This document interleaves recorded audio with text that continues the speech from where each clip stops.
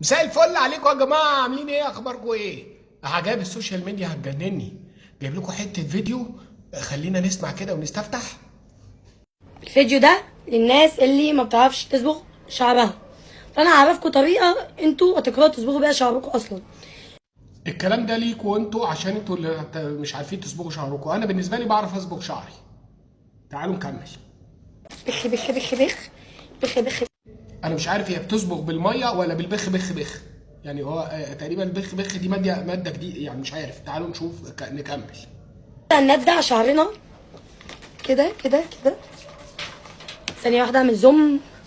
يعني بخ بخ في الاول وبعدين نندع وبعدين زم.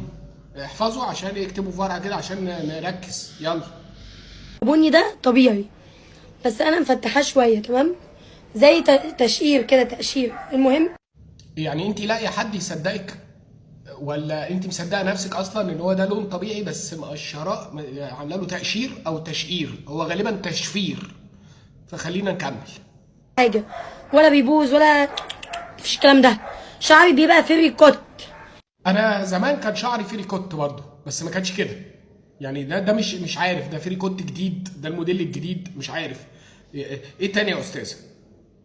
يلا كوب، يلا كوب كوب. انا مالي يا حضرتك؟ انت اللي بتكبي. انا كوب انا ليه؟ انت كوبي. يلا كمان كده ورينا كوبي. يا نهار اسود دم. انا متوغوش. نفسي اعرف ايه نوع الحيوان اللي مقتول فوق راسها وعمال يشلب في دم بس مش عارف ايه اللون ده. يعني ده برمائي ولا ده زحالف زواحف؟ يعني مش عارف. تعالوا نكمل كده وربنا يستر. لو ما عملتوش لايك شرب. لا لسه عاملاه.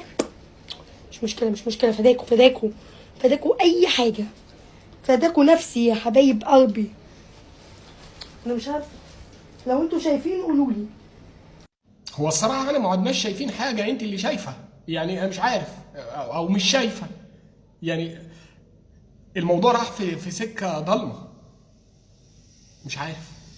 انا مش لاقي حاجه اغطي بيها شعري اهو.